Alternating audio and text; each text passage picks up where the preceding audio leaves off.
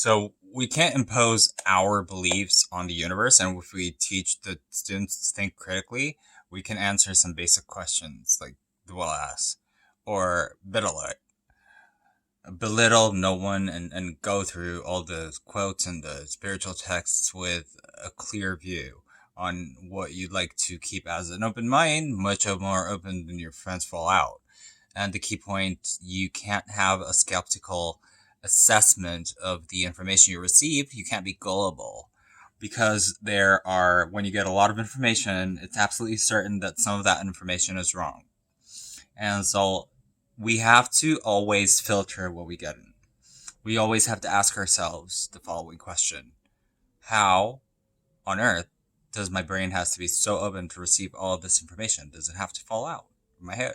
By that I mean, if someone tells you something, do you have to ask, is this consistent with my experience? Is this consistent with other people around me? And if it isn't, then probably there's a good reason to be skeptical about it. It's probably wrong.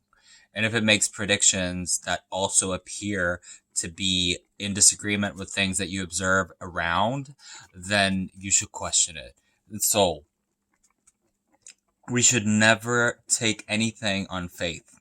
That's really the mantra of science. Faith is the enemy of science. If it is, we often talk about the loss of faith in the world today. And I don't lose anything by losing faith, okay? So I gain is reality, is what. And skepticism plays a key role in science because we also are hardwired to want to believe. We are hardwired to want to find reasons for things in the age of the savannah in Africa. The trees can be rustling, and you could choose to say, well, there's no reason for that, or maybe it's just a wood lion. And those individuals that thought that there's a whiz risen, they didn't survive to procreate. So there's a lot of surprising stuff in the explanation for everything. And we create them and eat do.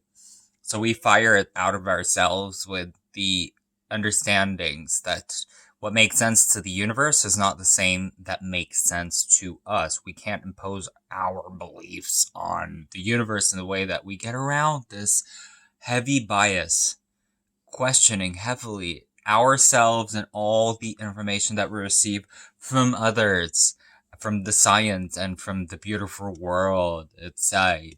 So none of us have the truth, and the only way to find out if you're deceiving yourself or not, if you've gone off the rails, is to listen to other people disagree with you and encountering people that disagree with you. So you never go to the moon, people, conspiracy people, flat earthers, whatever. How do we know in the end what's coming down the pipes, and what are we going to teach our students? How are we going to teach them through the key points of how to be critical enough to understand the beginnings and the ends and the reliability of the source? So how reliable is all of this? What's the evidence for this? What's the quality of the evidence? Where does it come from? Who said that? Is that some kind of Ape News alternative site thing or a cookie? So is it the New York Times or the Guardian? Sources matter. The source is definitive. It's super important when everybody thinks the rough stuff. Every website has testimonials about Hispanic Dia, and what Dia supporters think about what you don't agree with you. The best friends will always know the experiments of disproving the theories, and you not. So this is a very bizarre science and falsifications. We can't ever prove a theory crap. We can disprove it by having experiments that show how and where. Falsifying, none. And the favorite stories. Psilocybin and Carl. He's got this great little section in the book, The Dragon in My Garage. And I have a dragon in my garage. Do you want to see it? Yeah, I pull through the garage door and I say, look, can you see the dragon? And I don't say anything other than, oh, it's an invisible dragon. An invisible drag with some flowers on the ground. And you see, this is a special dragon that hovers above the ground and floats. It's an invisible floating dragon. An invisible floating dragon. And I have some infrared cameras that detect the heat from the dragon. And no. Actually, this one is going to be a cold-blooded dragon that doesn't emit any heat, that spits out cold fire, turns into ice. You see the problem? There's no way to falsify all of this.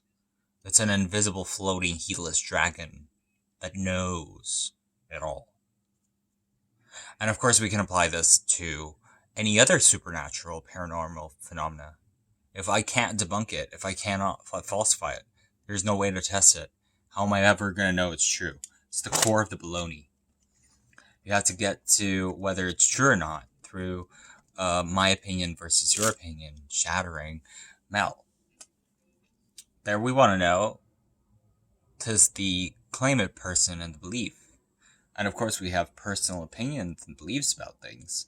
My politics, my ideology, that influences me. It doesn't make it wrong. It's good to know.